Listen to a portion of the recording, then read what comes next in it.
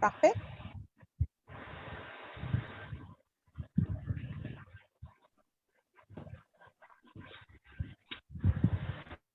Alors, nous allons commencer.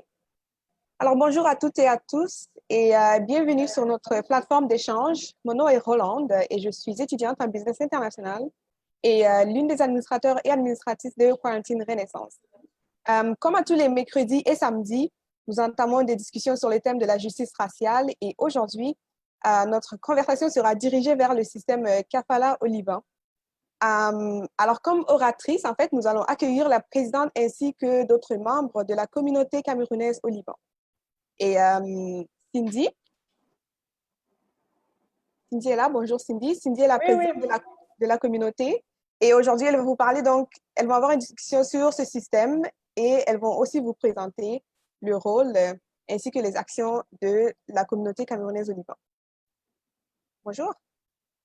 bonjour tout le monde. Super. Alors, est-ce que vous voulez commencer par nous expliquer ce que c'est que le système Kafala? Oui, bien sûr. Donc, on va commencer par ce système, le système Kafala, à parler du système Kafala au Liban et à expliquer les impacts qu'on subit face à ce système. Donc, le système Kafala, en gros, c'est un système utilisé pour contrôler, pour exploiter des travailleurs migrants de toutes les nationalités. Donc, quand on parle de système kafala, nous tous, quand vous venez ici, vous venez sur un système kafala, un système parrainage. Il faut avoir, ici au Liban, on les appelle principalement les kafils. Il faut avoir un kafil pour entrer au Liban.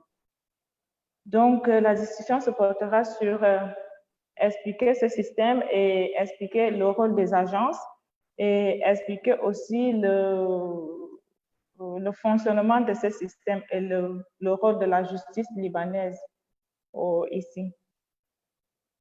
Donc, je veux commencer par expliquer comment faire pour entrer au Liban. Donc, en venant au Liban, on vient sous ce système. Il faut avoir un garant. C'est ce garant-là qui t'envoie l'invitation, qui te fait le visa, qui te fait tout. Et tu entres au Liban sous son nom. Donc, tu es responsable, ce garant est responsable de toi. Il est responsable de tout, de tous tes papiers, celui qui te fait le permis de séjour, celui qui te fait le permis de travail. Je ne sais pas si j'ai oublié de présenter les autres membres. Oui, donc si tu veux prendre un instant pour les présenter, ce serait bien, vu qu'elles sont toutes là. Oui. Donc, je vais vous présenter d'abord la secrétaire Sophie. C'est la secrétaire de la communauté camerounaise. Il y a aussi Nicoline, elle est membre de la communauté camerounaise aussi. Et Marie, je ne sais pas, elle n'est pas là. Elle est aussi membre de la communauté camerounaise. On a aussi Marlise, je ne sais pas où elle est partie. Donc, moi, je vais expliquer un peu ce que c'est que le système Kafala et Sophie va nous expliquer ce que le rôle des agences et des employeurs. Et après, je vais conclure et après, on va attendre les questions. Donc, comme je disais, ce système, quand vous venez au Liban, vous venez sous le système Kafala. Il faut avoir un garant.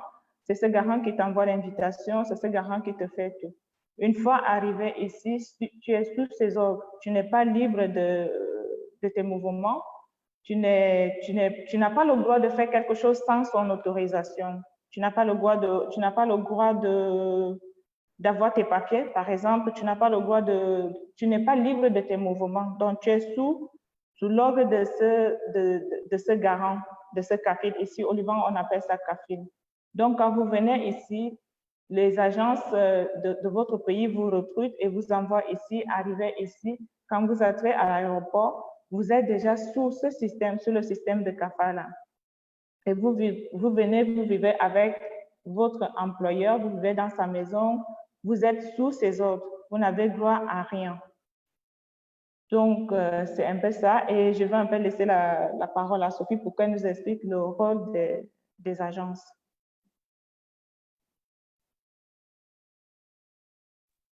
Bonjour, bonjour tout le monde.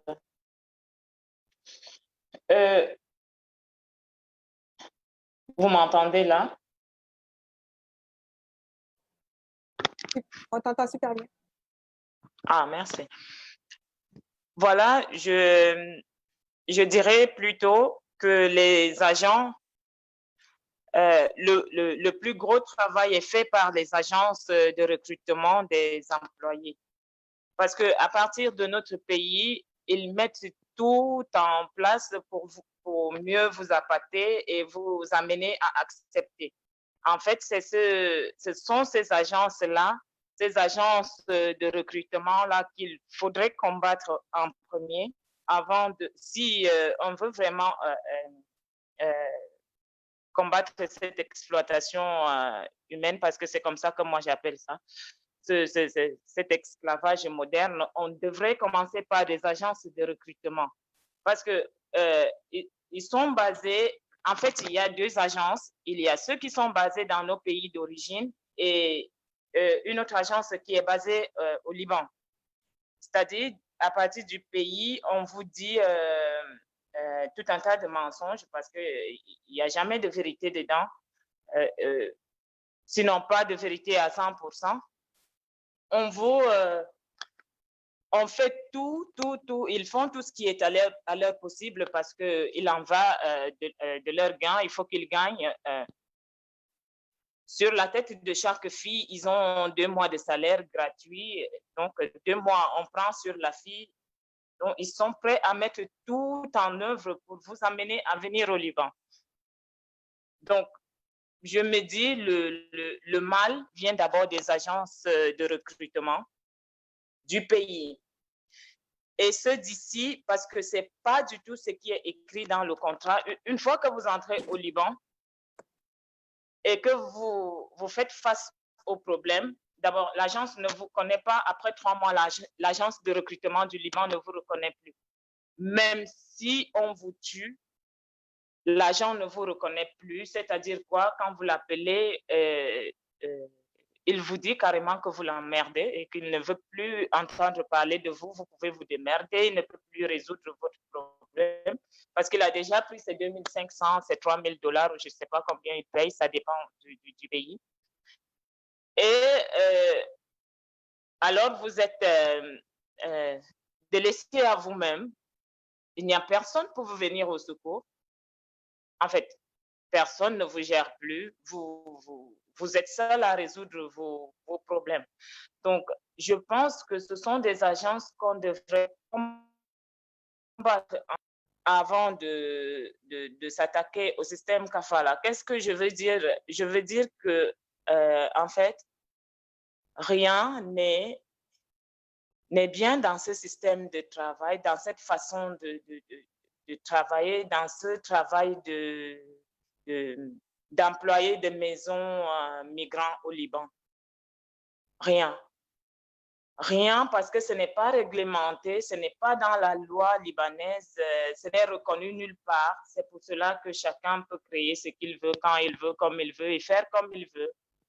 Donc, en fait, pour moi, si on devrait combattre quelque chose, ce sont des agences, ces agences de liaison entre le Cameroun et le Liban, premièrement. Et puis, je vais parler des employés, non, des employeurs. Si déjà l'agence ne vous reconnaît pas, en fait, l'employeur est maître sur vous, il est, comment je vais définir ça? Il vous a à sa merci. Il vous a à sa merci en tout temps. C'est-à-dire, c'est votre employeur qui décide de tout, même du moment de votre heure pour aller dormir, de l'heure que vous pouvez dormir, à quelle heure vous pouvez dormir, à quelle heure vous pouvez manger, à quelle heure. Donc, je pense que tout part des bureaux et ensuite des employeurs. c'est le système kafala qui englobe tout ça. Parce que, en fait, en parlant du système kafala, c'est une sorte de cadenas qui n'a pas de clé. Pas du tout. Donc, c'est un peu ce que je dirais en introduction pour vous éclairer un tout petit peu.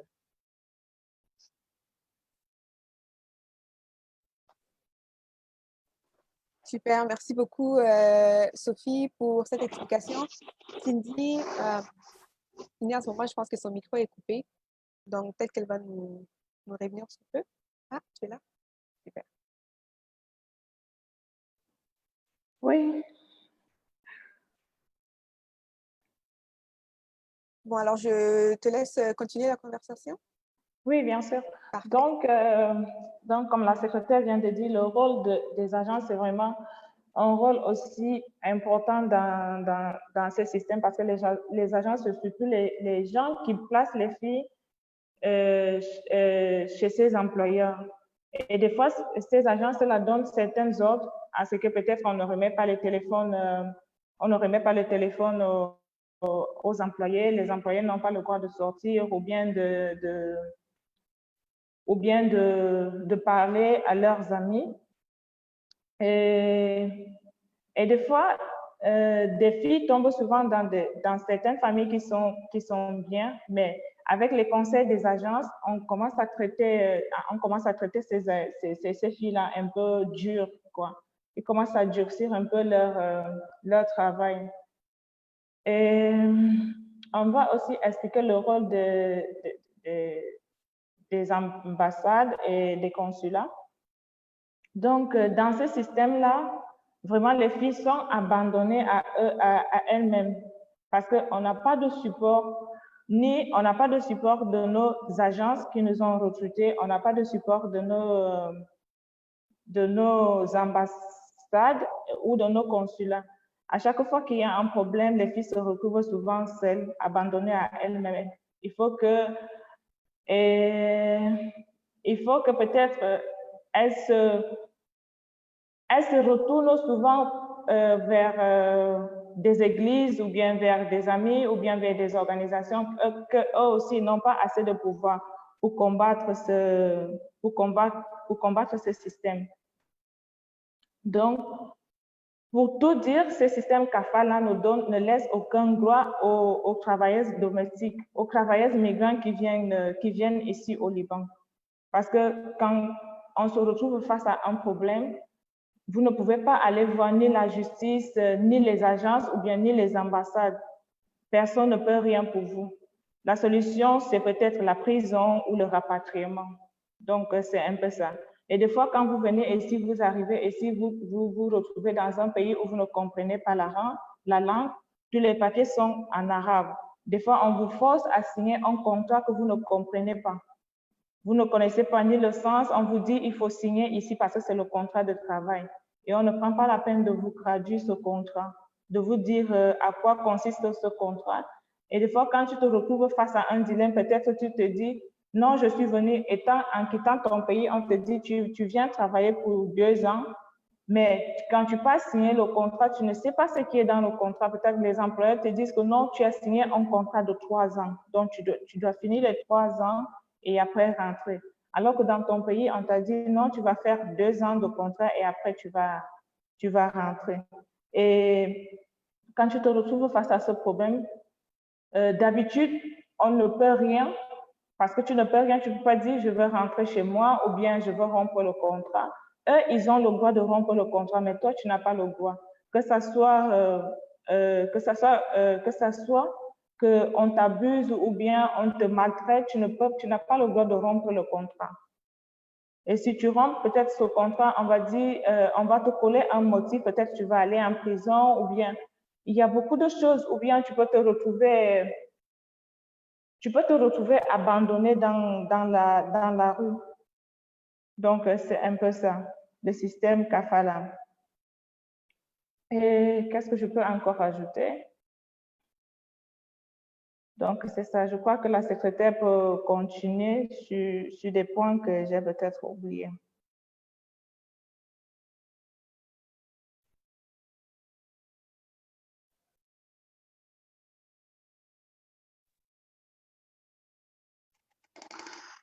Oui, comme disait la présidente tout à l'heure, en fait, vous n'avez pas le pouvoir de vous plaindre quand vous êtes employé migrant au Liban, malgré ce que vous subissez, vous n'avez pas le droit de vous plaindre, même au niveau de votre propre consulat. Vous n'avez pas ce droit-là. Tout revient à votre employeur. Tous les droits reviennent à votre employeur, c'est-à-dire si elle n'a pas dit son dernier mot, c'est elle qui détient votre entrée au Liban et c'est elle qui décide de votre départ. C'est-à-dire, même quand vous êtes appelé à changer d'employeur, si elle n'a pas dit oui, vous ne pouvez pas le faire. Quand vous êtes décidé, même si vous décidez de rentrer dans votre pays, sans l'accord de votre employeur, vous ne pouvez pas rentrer. Donc, ça fait que nous sommes dans une spirale. Ce système CAFA-là est une spirale dans laquelle on ne peut pas sortir. On sait comment faire pour rentrer, mais nous ne pouvons pas sortir de là sans l'accord, sans l'avis, sans l'autorisation de l'employeur. Sans l'autorisation de l'employeur. Donc, excusez-moi. Donc, ça fait que vous voyez un tout petit peu à quel point il n'y a que des inconvénients dans ce truc qui nous maintient de force dans un travail où nous n'avons qu'à subir, à accepter et puis à rester. C'est comme ça que moi, je qualifie cela. Parce que si vous êtes menacé de mort ici et que vous trouvez un moyen de vous échapper, vous serez puni pour cela. Parce que, vu que vous n'avez pas le moyen de vous plaindre, vous n'avez pas non plus le moyen de prouver que vous avez été violé, vous avez été battu, vous avez été... et même si vous avez la preuve, c'est la parole de votre patron contre la vôtre. Il n'y a même pas de contre parce que on va vous envoyer en prison et puis on restera vous juger quand on vous aura déporté. C'est un peu ça. C'est comme ça que je pourrais définir en plus clair cela. Et le pire est que nous ne pouvons trouver refuge nulle part. Parce que je n'ai jamais compris à quoi servent les consulats qui représentent nos pays ici. Parce que, après analyse, j'ai comme l'impression que tous les consuls ont peur de contrarier leurs frères. Et donc, pour cela, les problèmes sont inexistants. Ils ne veulent rien savoir. Ils ferment les yeux, ils ferment les oreilles et ils ferment aussi la bouche sur tout ce qui se passe. Ça fait que c'est très, très, très difficile. Merci beaucoup, Sophie. J'ai une question en fait. Donc, vous dites qu'il manque une reconnaissance, si on veut, de l'exploitation que les femmes et les filles subissent au sein de ce système, de la part du consulat, mais aussi de la part du gouvernement libanais. Oui, le problème avec le gouvernement libanais, c'est que nous ne sommes pas reconnus. C'est ça, en fait. On n'est inscrit dans aucune loi de travail au Liban. C'est curieux parce que j'ai jamais compris ce passage. J'ai jamais compris, depuis qu'on me l'explique, je n'ai jamais compris ça. Parce que pour travailler au Liban, il faut avoir ce qu'on appelle un permis de travail. C'est une sorte de papier que le gouvernement établit pour chaque travailleuse migrante. Si vous n'avez pas ce papier, vous travailleuse migrante, ou travailleurs, en tout cas, travailleurs migrants, si vous n'avez pas ce permis de travail, vous ne pouvez pas avoir une carte de séjour.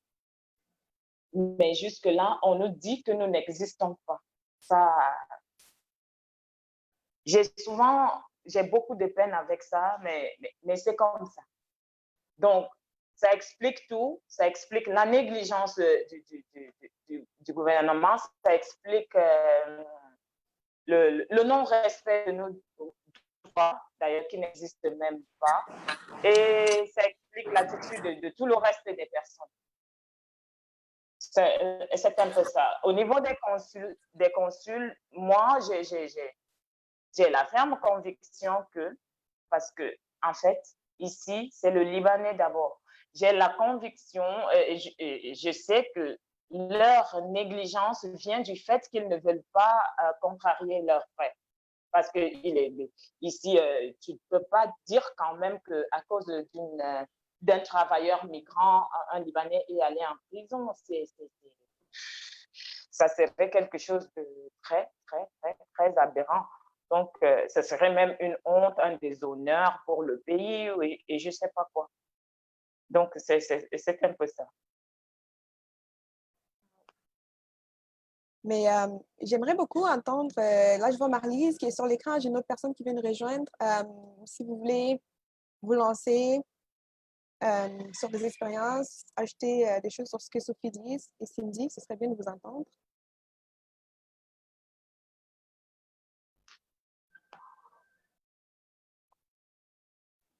Alors, oui, je n'ai pas compris. Oui, bonjour. En fait, on a une autre personne qui veut s'exprimer, mais en fait, je pense qu'il y a un problème de micro.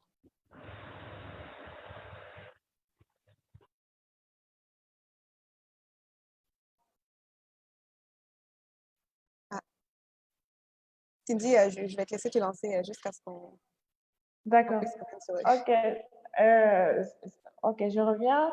C'est comme la secrétaire disait tout à l'heure. Donc, ce système, quand on se retrouve dans ce système, c'est une sorte de piège qu'on ne peut plus sortir. Parce que c'est bien de venir, c'est très, très facile d'entrer au Liban, mais c'est très difficile de sortir. Une fois au Liban, il est très, très difficile de rentrer encore dans nos pays parce qu'on se retrouve dans une sorte de piège qu'on ne sait même plus comment sortir de ce piège. Tu n'as pas le droit d'aller peut-être voir ton ambassade ou bien ton consulat pour leur dire que, OK, je veux rentrer. Même si tu as tes papiers entre tes mains, tu ne peux pas aller dans une agence de voyage pour aller payer ton ticket et de rentrer. Non, il faut toute une procédure. Il faut que la personne qui t'a fait partir dise OK, donc donne son accord pour que tu quittes le Liban. Et tant que cette personne n'a pas encore donné son accord pour quitter le Liban, tu ne peux pas quitter. Même si tu veux quitter, même si tu le supplies, s'il n'a pas encore dit OK, cette personne peut quitter le Liban, cette personne ne peut pas quitter le Liban. Donc, c'est une sorte de piège qu'on ne peut plus sortir. C'est très facile de venir. Quand vous quittez par exemple, quand je suis venue ici, on m'a présenté un contrat. On a dit, voilà, le contrat, ça dit, tu vas aller au Liban, tu vas aller travailler avec un salaire de $250 et tu auras le droit de sortir, tu auras le droit de te reposer. Et une fois que tu arrives ici, tu vois tout le contraire. Tu vois tout le contraire de ce qu'on te dit. Déjà, quand on t'amène pour signer le contrat, comme je vous ai dit, tous les papiers sont en arabe. Tu ne sais pas ce que tu signes. Tu ne sais pas parce que personne ne t'explique. On te dit, tu as le droit de signer et ça, c'est pour tes papiers. Si tu veux rentrer, tu n'as pas le droit de rentrer parce que tu as signé un contrat. Même si tu es abusé, même si tu es violenté, même si tu es maltraité, on te dit, tu n'as pas le droit de quitter. Seuls les employeurs ont le droit. Parce que si eux, ils ont le droit de rompre le contrat à n'importe quel moment. Si peut-être qu'ils n'aiment pas ton apparence, si peut-être tu es trop noir. J'ai vu des filles que les employeurs ont refusé parce qu'elles sont trop noires. J'ai vu des filles que les employeurs ont refusé parce qu'elles sont bien formées, elles sont bien taillées, elles ont une bonne taille, elles sont très belles. Elles ont dit non parce qu'elles ont peur de leur mari.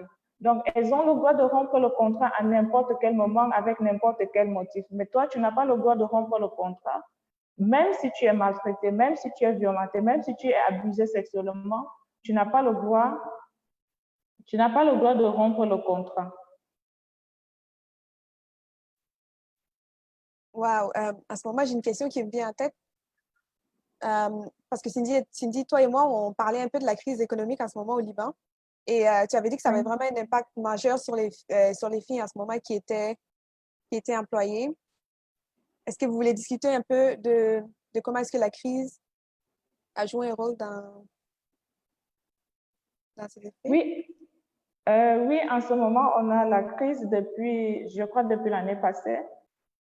Le dollar a chuté et la monnaie libanaise a vraiment baissé. Donc, ce qui fait que à l'époque, un dollar était à 1500 livres libanais, mais maintenant, un dollar est déjà à 10 000 livres libanais.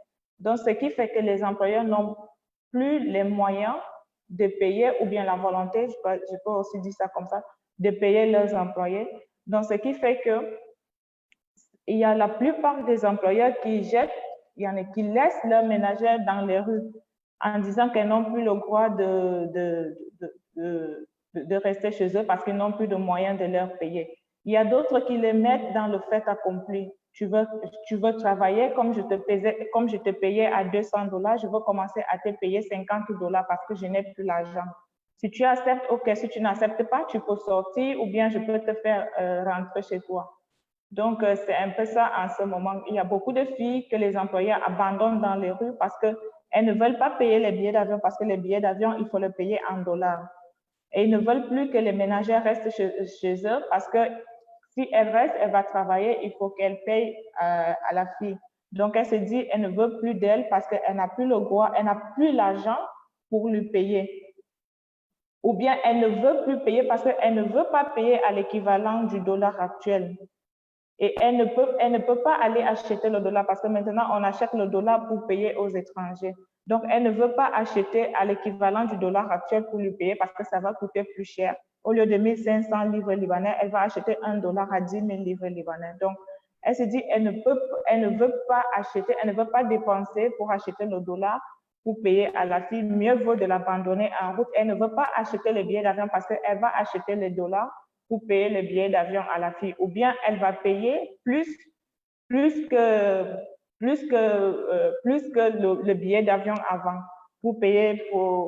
pour pouvoir payer le billet d'avion de la fille pour qu'elle puisse rentrer. Donc, elle les abandonne dans les rues libanaises. Des fois, on nous appelle peut-être à minuit, on dit on a trouvé peut-être des volontaires qui trouvent des filles en route dans les rues.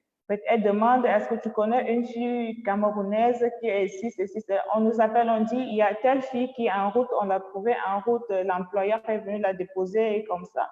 Donc, elle les abandonne dans les rues libanaises comme ça. Et elles n'ont pas le droit d'aller voir, pas qu'elles n'ont pas le droit, elles n'ont pas le pouvoir d'aller voir la police ou bien la justice libanaise ou bien les ambassades parce qu'elles ne vont rien faire. Elles ne vont rien faire pour ça. Des fois même, les employeurs prennent les filles et partent directement les laisser en prison. Oui. Ou bien elles partent directement les abandonner devant leur ambassade. Elle leur dit, voilà, vous restez ici quand votre consul ou bien votre ambassadeur va revenir et il va s'occuper de vous. Donc, c'est un peu ça c'est les cas comme ça qu'on rencontre ces derniers temps. Qu'est-ce qui arrive aux filles qui sont laissées devant ces ambassades et ces consuls? La plupart, comme dans la communauté camerounaise, quand ces filles-là sont abandonnées comme ça, la plupart, on les prend, on les met ou en prison pour attendre que la famille achète les billets d'avion pour qu'elles puissent voyager, ou on nous appelle, d'habitude, le consul nous appelle pour nous dire, venez prendre votre sœur et débrouillez-vous à la loger quelque part ou bien occupez-vous d'elle. Donc, c'est ce qui se passe.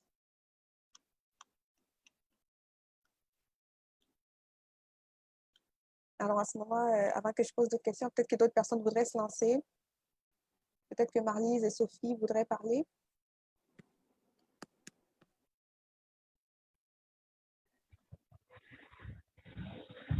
Sophie, ton micro est coupé.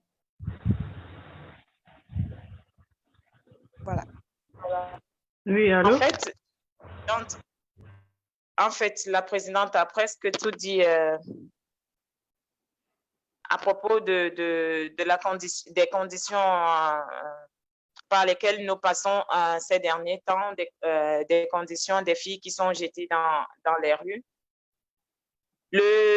depuis le début de la crise, ajouté à cela la pandémie, c'est devenu pire qu'avant. L'employeur va vous appeler du coup comme ça et vous dire je ne veux plus de cette fille. Surtout, je ne sais pas, parce que le consul, quand il se dirige vers le consul lui dit ben non, ils ont une association ici, ils ont une communauté ici, donc tu peux appeler la présidente de la communauté ou bien la secrétaire.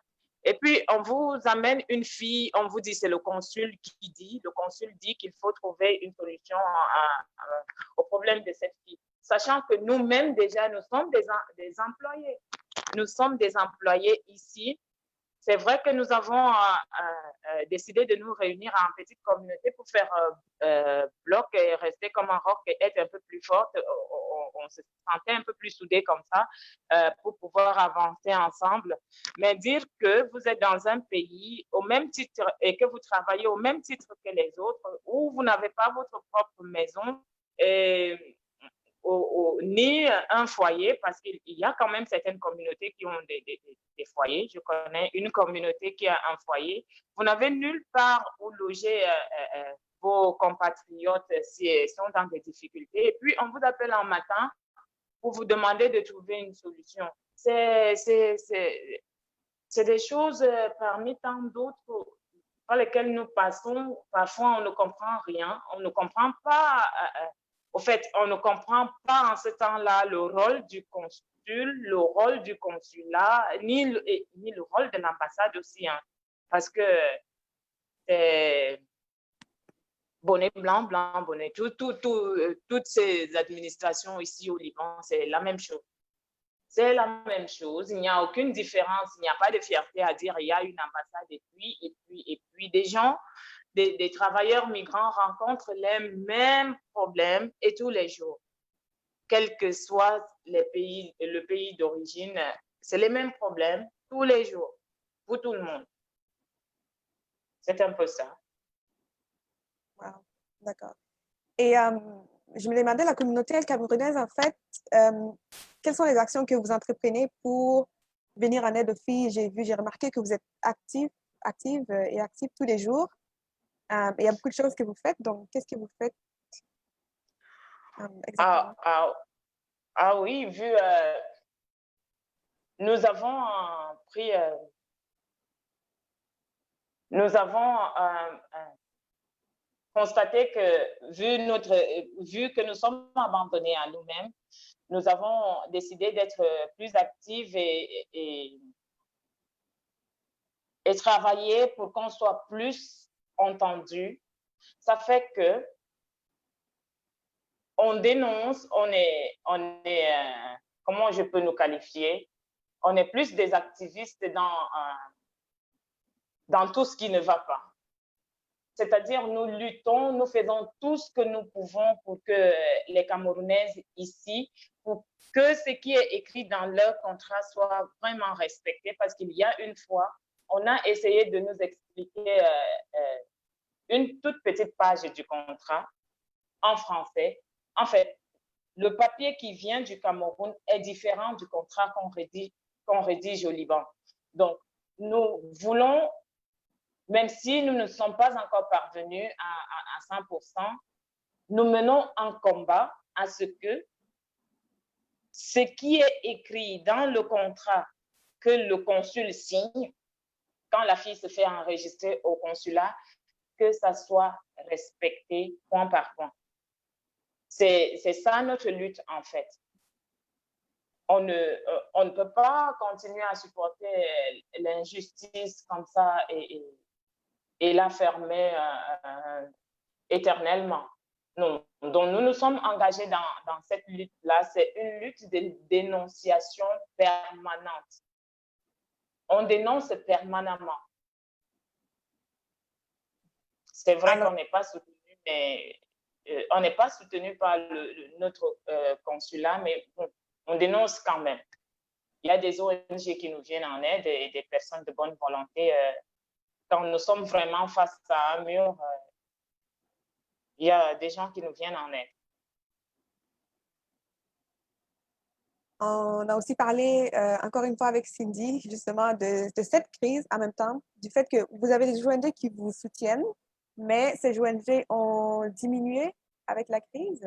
Vous avez moins d'aide maintenant qu'il y en avait avant, à ce que je sache? Euh, Comme la secrétaire a expliqué, donc, notre groupe fait aussi dans la sensibilisation des filles qui veulent venir au Liban. Justement, pour leur dire, voilà, vous voulez venir au Liban, voilà ce qui vous attend, voilà, vous venez dans un système kafala qui ne vous donne droit à rien. Donc, il faut savoir que quand vous venez, vous allez vivre comme ça, vous allez subir ça, vous allez subir ça, et il n'y a pas de justice au Liban. Et ne comptez pas sur votre consul ou bien sur votre ambassadeur pour résoudre vos problèmes. Donc, si vous venez parler à votre famille, si votre famille est d'accord, et des fois aussi, on demande aux filles de d'abord contacter parce qu'on s'est rendu compte aussi qu'il y a des filles mineures qui viennent au Liban, qui font ce qu'on appelle échanger peut-être leur âge justement pour venir travailler au Liban. Donc, on demande souvent aux femmes, à ces agences-là, d'essayer de parler avec leur famille avant de recruter des filles, de les conseiller, voilà ce qui vous attend au Liban, s'ils sont d'accord, ils viennent. Donc, concernant les aides qu'on reçoit, oui, au début de la crise et de l'épidémie actuelle, de l'épidémie de coronavirus, on a vraiment rencontré des difficultés. On avait vraiment besoin d'aide. On ne savait pas comment faire parce que c'était un truc qu'on n'avait jamais eu, on n'avait jamais subi ce genre de choses. Donc, on ne savait pas où aller, on ne savait pas comment commencer pour aider nos sœurs. Donc, on s'est tourné vers des organisations et des associations qui nous sont venues en aide avec la nourriture, avec la nourriture. Et maintenant aussi, on a une très, très bonne nouvelle. On a rencontré des volontaires qui veulent aider des filles à rentrer chez eux. Donc, à payer leur billet d'avion et à payer tout. Donc, et aussi, il y a aussi des volontaires qui se sont portés garant à payer la nourriture, le temps que les filles seront encore, le temps que les filles attendent leur rapatriement. Donc, on a reçu le paquet de nourriture hier et je crois à partir de lundi, on aura les laissés passer et on aura les billets d'avion déjà préparés. Donc, les filles peuvent rentrer. Donc, en ce moment, vraiment, on reçoit beaucoup d'aide des organisations et des volontaires de partout dans le monde entier. Donc, c'est un peu ça. C'est une très bonne nouvelle Mm. d'avoir de l'aide. Mais comment est-ce que vous direz, comme les gens, comme moi, par exemple, je suis au Canada, on a beaucoup de personnes, je vois Lucien qui est en Italie en ce moment, on a des gens d'un peu partout. Donc, selon vous, comment est-ce que les gens ailleurs peuvent venir en aide à la communauté ou aux filles, justement, qui subissent des exploitations sous le système? Comment dirais-je? Je laisse la parole à la secrétaire. Super. Parce que je vois, elle veut dire quelque chose. D'accord. Ah non, parlant des filles qui subissent l'exploitation, ce dont on a le plus souvent besoin, en fait, je ne sais pas si vous voulez parler de l'exploitation ou bien de l'injustice ici. Ce dont on a souvent plus besoin, c'est parce que très souvent, il faut avoir recours à un avocat. Donc, nous voulons plus être aidés au niveau des droits de l'homme. Oui, nous voulons, quand quelqu'un subit une injustice ici, ce dont nous avons plus besoin, c'est que ce soit les droits de l'homme qui nous répondent souvent très facilement ou qui prennent en charge le cas. Ça faciliterait la chose. Donc, si c'est de ça que vous parlez, ouais. Donc, à ce moment, j'ai vu que vous avez fait la distinction entre l'exploitation, mais aussi la justice. Oui. Oui. Donc, ce serait quoi? Donc, à ce moment, vous parlez de justice, mais si on veut lutter contre l'exploitation, ce serait quoi? Il n'y a aucun moyen de lutter contre l'exploitation, sauf la prévention que nous faisons au niveau de nos pays respectifs. Nous voulons qu'il y ait une base forte parce que jusque-là, les gens continuent à contourner. Même quand on dénonce au niveau du Cameroun, il y a des gens qui continuent peut-être à soudoyer et ici et au Cameroun qui font tout ce qui est à leur possible que des filles continuent à venir quand même et des filles qui ne sont pas suffisamment informées. Donc, concernant l'exploitation, le combat doit commencer au niveau de nos pays. Parce que si les filles arrêtent d'entrer au Liban, tant que les contrats ne sont pas respectés, si les filles arrêtent d'entrer ici, alors il n'y aura pas d'exploitation. Il n'y aura pas d'exploitation. Moi, je veux ajouter quelque chose. Je ne sais pas si je coupe la parole à la secrétaire. Donc, vraiment, moi, je dirais vraiment, on a besoin d'aide au niveau de... Parce qu'en ce moment, nous sommes en train de travailler pour créer notre association pour lutter contre ce trafic, parce que je peux appeler ça trafic, parce que si on parle vrai, notre gouvernement n'est pas au courant que les filles viennent au Liban pour travailler comme travailleuses domestiques. Et même quand ils étaient au courant, ils avaient déjà arrêté ça. Donc, par rapport à ce que les filles subissent ici, par rapport au suicide, par rapport aux maltraitances et tout. Donc, notre gouvernement a demandé à ce qu'on ne laisse plus les filles camerounaises venir travailler au Liban. Donc, mais ça se passe toujours. Pourquoi? Parce que c'est des réseaux, c'est des trafics. Les filles viennent passent pas toujours par des autres pays pour entrer au Liban. Donc, ce qu'on veut et ce qu'on souhaite avoir, c'est créer une association basée au Cameroun et au Liban pour pouvoir sensibiliser ces filles, suivre ces filles et lutter contre ce système kafala. Donc, on a vraiment besoin d'aide avec des associations ou bien des volontaires qui peuvent nous aider à créer cette association basée au Cameroun et au Liban pour suivre les filles et lutter contre ce système kafala.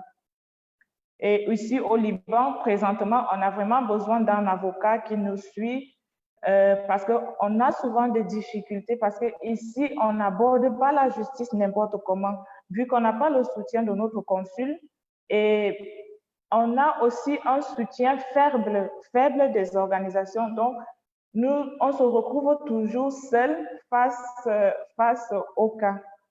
Quand nous sommes face au cas, face au problème, on se retrouve toujours seul ou peut-être souvent perdu.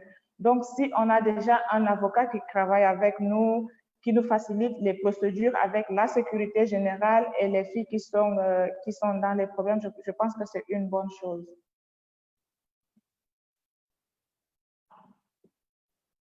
Wow, d'accord.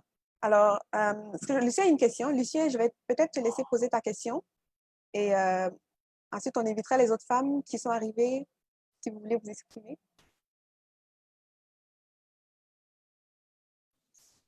Bonsoir à tous.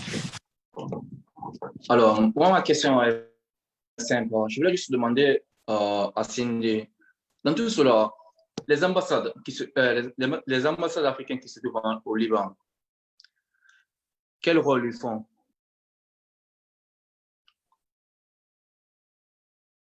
Ok, mais comme je vous ai dit tout à l'heure, moi, avec mon expérience, je trouve que les ambassades n'ont pas assez de pouvoir face à ce système kafala.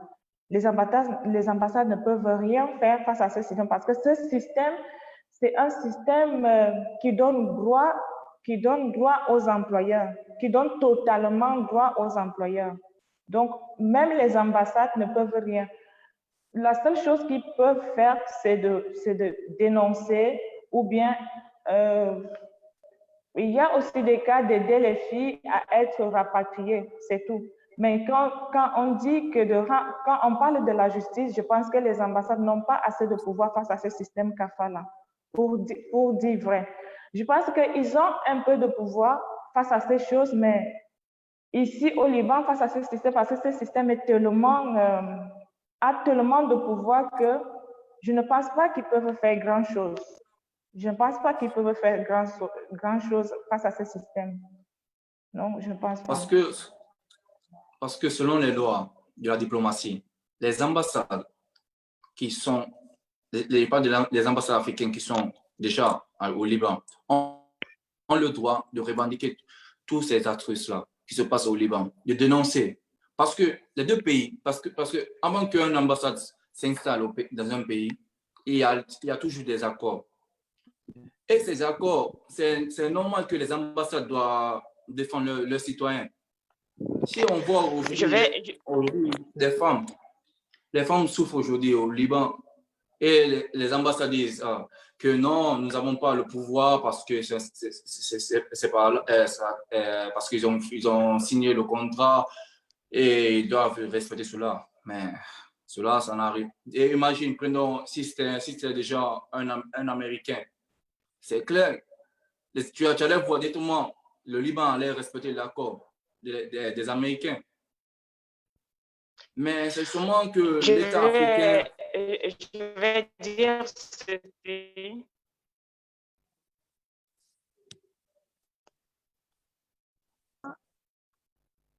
Oui, Sophie, si tu veux te relancer, on avait du mal à t'entendre. Oui, je voulais dire qu'au Liban, on compte les ambassades au bout des doigts. Je ne sais même pas s'ils atteignent 10. Non, je ne pense pas qu'ils atteignent, je ne sais pas s'ils atteignent 5. Parce que ici, c'est quoi? C'est plus des consuls et la majorité sont des consuls honoraires. C'est vrai que même un consul honoraire devrait remplir une fonction, il devrait remplir adéquatement ses fonctions, mais ici, je me dis qu'ils ne font pas assez parce que les consuls sont tous libanais. Je crois que c'est ça le véritable problème, parce que tous les consuls sont libanais, et comme je disais tout à l'heure, pour un Libanais, c'est hyper difficile de contrarier son frère à cause d'un étranger, surtout à cause d'un Africain. Donc, c'est une mission quasi impossible. Ici, il n'y a pas beaucoup d'ambassades. Il y a par exemple le Nigeria, et quel autre pays africain a l'ambassade ici? Je ne sais pas. Il y a les Philippines qui ont l'ambassade, ce n'est pas africain, oui, mais le reste, c'est des consulats. Je veux aussi apporter des éclaircissements sur un point. Donc, quand on parle de kafala, il faut d'abord reconnaître que le travail de ménage n'est pas reconnu dans la loi libanaise. Donc, ce travail n'est pas... C'est un système qu'on a créé pour pouvoir contrôler des migrants qui viennent pour travailler au Liban. Mais dans ce système, les gens qui sont plus affectés par ce système, ce sont des travailleuses domestiques. Et le travail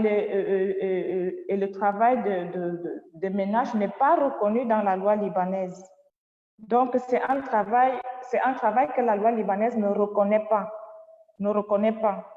Donc, en dehors du système kafala, nous sommes aussi victimes de la loi libanaise, si je peux dire ça, parce que la loi libanaise ne reconnaît pas ce travail que nous faisons au Liban.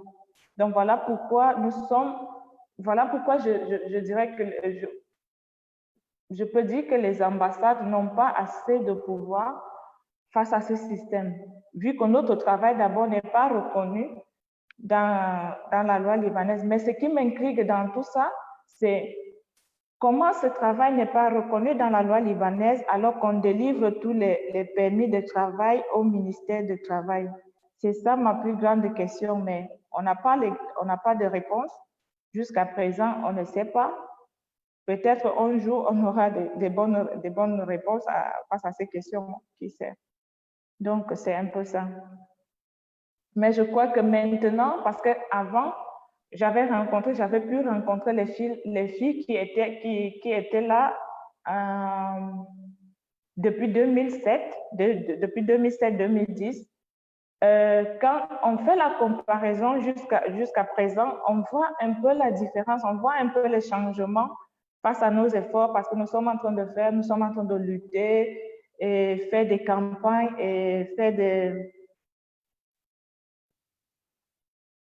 des campagnes pour parler de ça. On voit un peu de changement, on voit un peu de changement et beaucoup de promesses. Donc, on ne sait pas, peut-être un jour, peut-être en 2050, ça peut changer. On ne sait pas encore.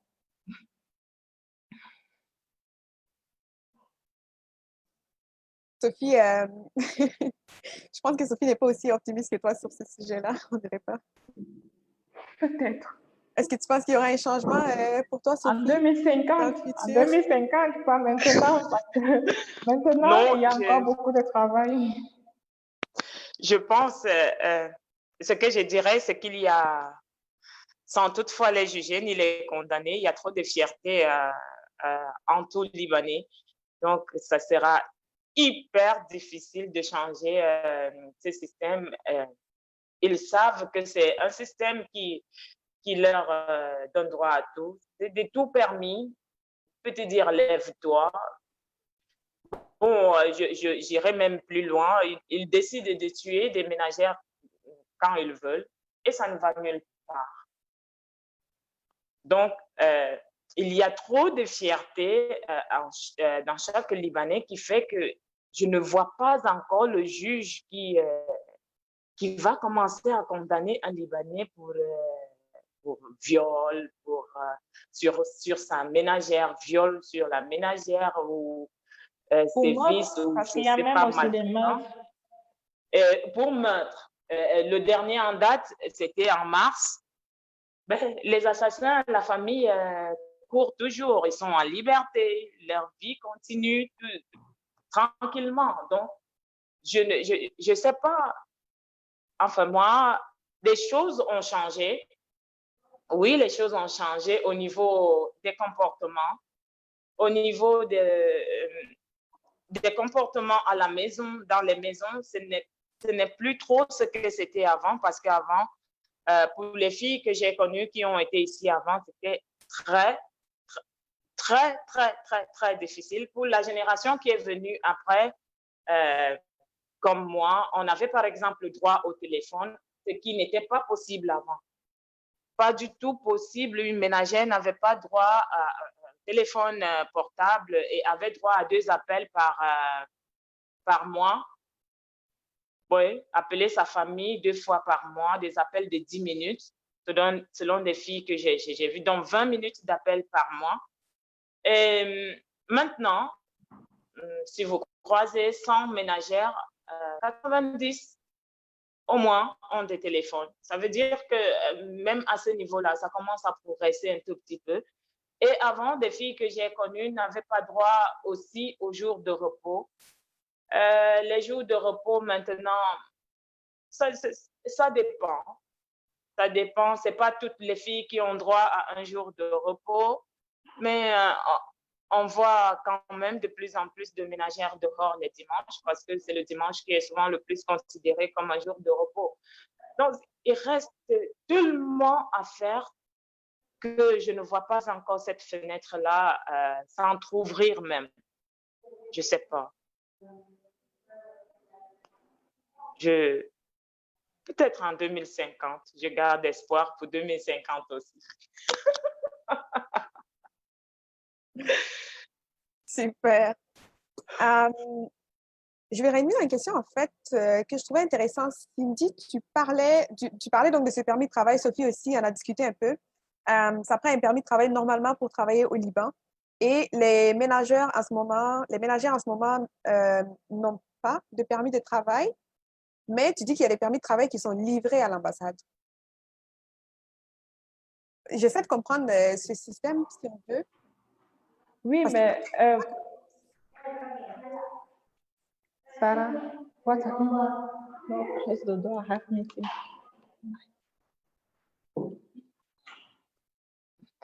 OK. Sophie, tu peux prendre la parole, s'il te plaît. En fait, les permis de travail ne sont pas délivrés dans des ambassades, mais plutôt par le ministère du Travail du Liban et qui ne nous reconnaît pas comme des travailleurs au Liban. Ça, c'est le comble. Je pense que c'est pour cela que vous ne comprenez rien du tout, parce que nous-mêmes, nous ne comprenons pas. Ces permis de travail sont délivrés uniquement par le ministère du Travail au Liban, qui pourtant ne nous reconnaît pas. D'accord. Je pense qu'il y avait peut-être un manque de compréhension et de communication. Je comprends mieux. Alors, s'il y a des personnes qui ont des questions et des commentaires à ce moment, je vous invite à vous rejoindre à nous. Parce que je pense que notre conversation tire un peu à sa fin. Est-ce qu'il y a d'autres femmes qui voudraient s'exprimer? Je vois qu'il y a beaucoup de gens qui ont quand même rejoint l'appel.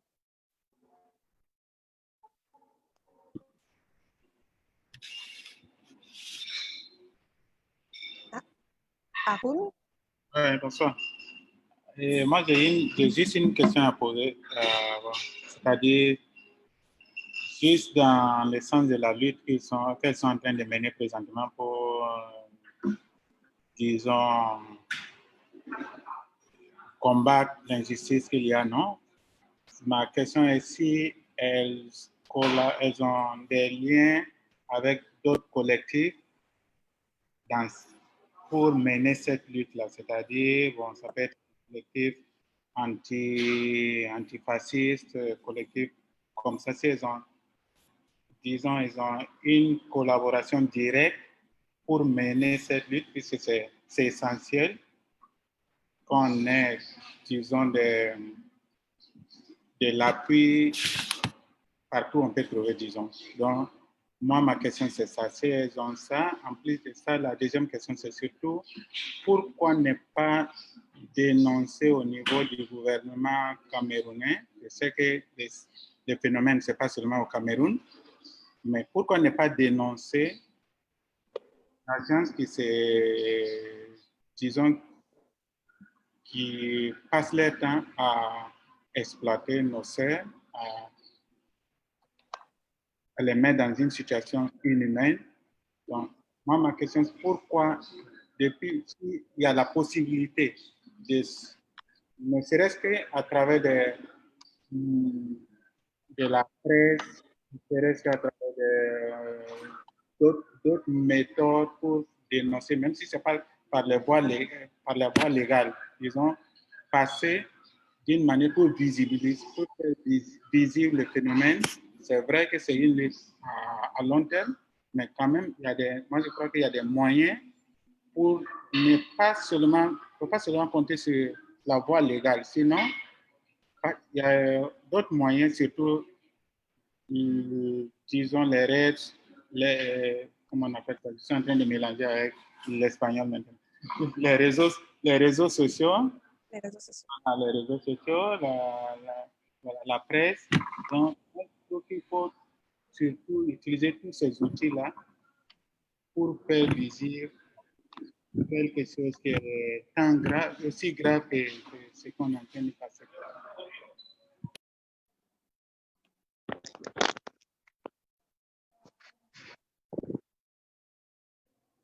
Si vous voulez vous lancer à la question de Haroun. D'accord, je crois que la secrétaire vous parlait, ou bien moi je me lance, je ne sais pas.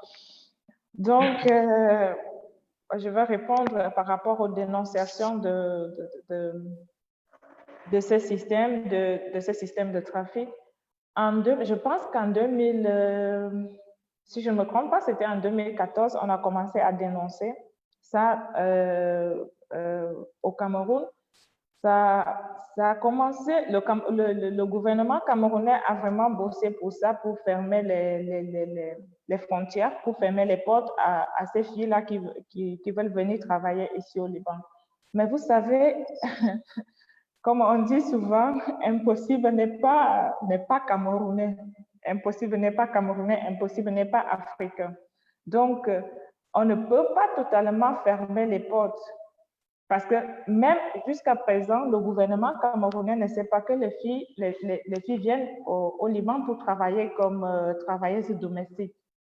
Voilà pourquoi c'est un grand problème, parce que ces filles-là passent par des réseaux, c'est-à-dire ils prennent d'abord un visa d'aller dans un autre pays comme Dubaï, comme le Congo, comme le Sénégal, et c'est du Sénégal qu'elle prend un vol pour venir au Liban. Donc, ce qui fait que ça se passe par les réseaux, ça se passe par les recruteurs qui recrutent et qui leur délivrent des visas pour d'autres pays. Et quand ils arrivent dans ces pays-là, ils prennent le vol maintenant pour venir au Liban. Et ce qui concerne les réseaux sociaux, on a commencé à dénoncer ça. Et vous savez, il y a quelque chose ici parce que nous sommes présentement au Liban. On n'a pas le droit à la parole. On ne peut pas tout vous dire parce que si on ouvre nos ventres, vous allez apprendre des choses que vous ne pouvez même pas croire que ça arrive aux êtres humains. Mais étant au Liban, on n'a vraiment pas la parole. On n'a pas le droit d'ouvrir nos bouches parce que sinon, on aura des conséquences. Parce qu'on a vu ce que celles qui étaient avant nous ont voulu faire, ils ont ouvert leur bouche, on a vu ce qui les est arrivé. C'est pour cela que maintenant, on fait attention à ce qu'on dit. On ne peut pas tout vous dire. On ne peut pas ouvrir nos bouches pour dire ce qui se passe au Liban, et tant que nous sommes au Liban. Donc, voilà pourquoi on vous a demandé s'il y a vraiment des aides, si on peut légalement avoir une association légale qui peut soutenir ces filles-là, qui peut suivre ces filles-là par rapport à tous les problèmes, par rapport à ce qui se passe, qui peut suivre ces filles-là légalement. Parce que pour le moment, on n'a vraiment pas... Même comme je vous parle là, si je comprends ce qui sort de ma bouche, parce que si je dérape un peu, j'aurai des conséquences. Peut-être demain ou bien après-demain, vous n'aurez plus de mes nouvelles. Donc, c'est un peu ça. Et pour répondre à l'autre question, je crois que je vais laisser la parole à la secrétaire parce que je vois qu'elle a des choses à dire aussi. Ah oui, je voulais répondre à sa deuxième préoccupation où il nous demandait si on ne peut pas dénoncer par des réseaux sociaux et autres. Pour tout vous dire, nous, c'est-à-dire dans la nouvelle génération de la communauté camerounaise, on a été là où personne n'est jamais allé avant nous, dans la dénonciation. C'est-à-dire, c'est comme disait tout à l'heure, je n'ai pas retenu le nom de la modératrice, donc c'est comme elle disait tout à l'heure qu'elle nous voit très, très actives sur les réseaux sociaux et autres. Oui, on a pris l'initiative d'être très actifs sur les réseaux sociaux, partout, faire même des plateaux télé. On fait ici.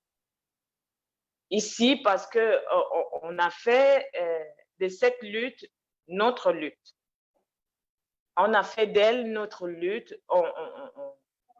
On a tellement investi de notre énergie dedans que parfois on ne sait plus comment faire pour retourner, comment faire pour s'arrêter, quoi. Donc, on fait tout ce qui est à notre possible pour que le gouvernement camerounais soit au courant de ce qui se passe. Mais il y a aussi une sorte de blocage à ce niveau-là. Parfois, des gens que nous contactons pour aider le ministre des Relations extérieures à être informé de ce qui se passe ici, ne le font jamais. Ils ne le font jamais.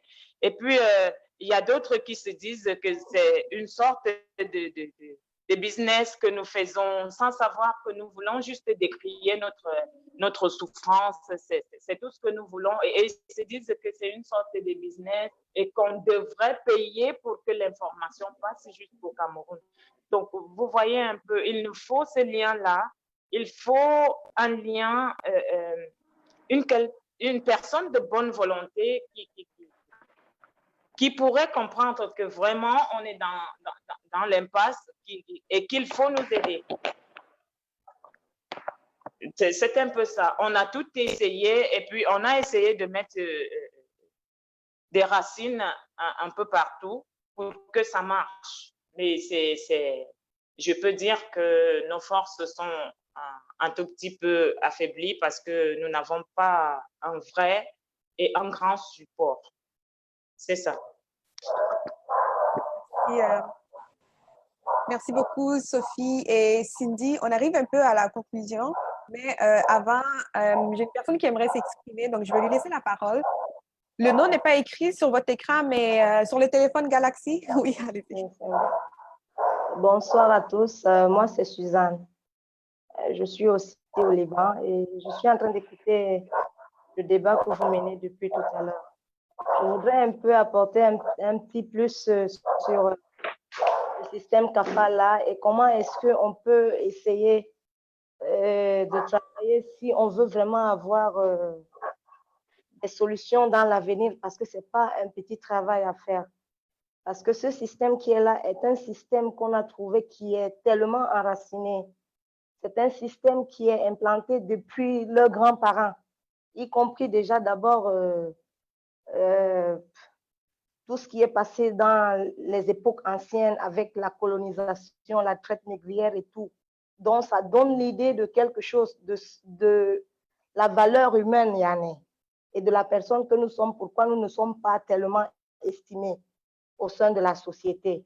Bon, quand on passe de là pour arriver aujourd'hui, puisque nous sommes dans un monde moderne, il faut passer par la sensibilisation parce qu'aujourd'hui, nous nous rendons compte tous que nous avons tous les mêmes capacités à agir, à faire et à arriver n'importe où. Donc, à partir de ce moment que nous avons les mêmes capacités, il faut aussi qu'on mette le débat pour que tout soit au même niveau, pour qu'on puisse en sortir. Parce que si nous sommes au Liban et que nous sommes malmenés et que les Libanais qui quittent le Liban pour aller dans plusieurs pays, pour ne pas dire en Afrique, sont accueillis ouvertement, sont traités normalement comme tout le reste des citoyens, pourquoi pas nous? Mais comme ça a toujours été, il faille que c'est nous-mêmes qui menions notre combat. Alors moi, je peux suggérer par rapport au système Kafala, parce que ce n'est pas facile de le sortir d'abord de la tête de ceux qui sont là depuis la nuit des temps, qui savent que ce système est favorable pour eux et qu'ils ne voient pas, ils ne perçoivent pas l'être humain devant eux comme eux-mêmes, ils nous voient comme des objets, quoi. Si nous voulons vraiment agir, il faut d'abord, dans un premier temps, qu'on ait des avocats ici sur place au Liban, qui sont des Libanais, parce que ce sont les avocats qui travaillent pour ériger les lois. Ce sont eux qui proposent les lois avant qu'elles soient validées au Parlement. Alors, il faut qu'on nous aide à trouver des avocats d'abord qui acceptent, en tant que jeunes avocats, en tant que des personnes qui ont étudié et qui savent qu'est-ce que c'est que la valeur d'un être humain. Et que si vous aussi, de l'autre côté, je ne sais pas, en tant que ONG ou quoi que ce soit, vous pouvez nous trouver aussi d'autres avocats internationaux, surtout dans le domaine des droits de l'homme, qui travaillent avec équité, parce que dans toutes ces histoires, il y a toujours quelque chose qui a à voir avec le business. C'est toujours ça qui amène toujours à ce que l'on laisse le devoir et la responsabilité qu'il a accepté d'endosser sur son dos. Et il s'attache parfois à l'argent. Quand on le donne un peu d'argent, il accepte de ne pas faire son travail normal. Donc, pour moi, vraiment, si on peut avoir des avocats internationaux qui se portent volontaires, surtout dans le domaine des droits de l'homme, et des avocats libanais ici qui acceptent, qui voient notre souffrance et qui savent que nous sommes des êtres comme eux, nous avons les mêmes capacités intellectuelles et physiques comme eux, parce que c'est le cas. Et avec ça, ils peuvent faire quelque chose, parce que c'est nous qui sommes les victimes au pied du mur. C'est nous qui devons déposer nos souffrances devant eux, qui peuvent les amener à projeter des nouvelles propositions et auxquelles ils vont amener vers leur parlement, parce que chaque année, dans chaque pays, il y a des moments où le gouvernement demande qu'on leur propose des lois et tout. C'est ainsi qu'on peut avancer. Mais si ce n'est pas ça, je ne vois pas comment est-ce qu'on peut bousculer ça, parce que chaque pays a ses lois. Et quand tu viens dans un pays, tu es d'abord obligé d'être soumis à ces lois-là. Donc, à partir du moment où nous sommes sur le territoire libanais, nous sommes obligés de nous plier devant leurs lois. Et ça fait à ce que, même ce qui n'est pas normal, ils profitent de faire ça sur nous. Mais ils ne le font pas parce qu'ils ne sont pas conscients. Ils sont conscients, mais c'est parce qu'ils n'ont pas d'estimation pour nous. Ils ne nous estiment pas. Parce que nous, en tant qu'êtres noirs, nous sommes vus comme des objets. Nous sommes toujours considérés comme des objets. Et ça, ce n'est pas un débat que quand quelqu'un parle, il doit avoir honte de le dire. Et c'est d'abord ça qui doit sortir de leur mentalité. C'est ce lavage de cerveau qui doit d'abord être fait. Parce que le Libanais lui-même a besoin d'abord qu'on le sensibilise. Parce que ce qu'on les a mis dans la tête depuis leurs grands-parents, c'est ça qui est là. Tu vas trouver peut-être 2 sur 10 qui considèrent le reste des personnes comme eux. Mais les 8 autres nous voient comme des choses. Nous sommes des choses. Alors que nous avons les mêmes capacités intellectuelles et physiques comme eux. Donc, c'est là où le débat est vraiment basé. Si on va avoir la possibilité d'avoir des avocats volontaires, parce qu'ils en ont des dignes fils aussi ici chez eux, qu'on ait la possibilité d'avoir des avocats volontaires qui se portent garant que nous allons vous aider à mener ce combat pour notre propre dignité, d'abord nous en tant que Libanais et en tant que des enfants de la génération du 21e siècle qui veulent avoir un monde équitable et révolu. Il y aura du changement, mais s'ils vont rester dans le même système avec cette philosophie de leurs grands-parents qu'ils ont implanté, parce que c'est sur ça, c'est ça qui nous fait subir tout ce qu'on subit. Et c'est pour cela que, par exemple, le gouvernement camerounais, après avoir eu les témoignages de plusieurs filles camerounaises de retour du Liban, avec tout ce qu'elles ont subi, et en rentrant maintenant pour essayer de voir quelles sont les lois du Liban par rapport aux émigrés ici, ils ont constaté que ça ne vaut pas la peine. C'est la raison pour laquelle le gouvernement camerounais a voulu couper court en disant que c'est strictement interdit pour une Camerounaise de franchir le territoire libanais. Nous n'en voulons plus parce qu'ils ne vous respectent pas, ils ne vous traitent pas comme des humains. C'est un peu ça. Donc, Merci. pour moi, ils sont comme nous, mais c'est difficile. Mais il faut qu'on cherche des bonnes personnes pour nous aider à combattre. C'est ça. Oui, absolument. Merci beaucoup. Donc, on parle de sensibilisation, on parle d'une représentation légale, on parle de personnes pour soutenir la communauté, pour soutenir les personnes. Donc, on va conclure ce rendez-vous, mais je vous invite à continuer la conversation donc, sur Facebook. J'invite aussi les personnes qui écoutent en ce moment de rejoindre donc, la communauté camerounaise. Vous avez une page sur Facebook qui s'appelle est-ce que tu veux dire le nom de la page, Cindy, pour que les gens puissent vous contacter sur Facebook? Oui, on a une page Facebook au nom de Communauté camerounaise au Liban, donc CCN. Donc, je vous invite à les rejoindre, à les écrire. Si vous avez des questions, je pense qu'elles vont vous répondre. Cindy est là tous les jours. Merci beaucoup de nous avoir rejoints et n'hésitez pas à continuer cette conversation donc, sur Facebook, qui va être notre plateforme. Et merci de nous avoir rejoints, Cindy, Sophie, Marlise, tout le monde qui a été présent aujourd'hui. Merci pour votre disponibilité. C'est nous qui vous remercions grandement. On espère que plus on voudra faire entendre nos voix, plus elles porteront. Donc, c'est notre seul souhait, c'est que les gens soient plus informés sur ce qui se passe et ça aidera à changer. Enfin, j'ai espoir. On va tous essayer d'être optimistes. Merci à tout le monde aussi.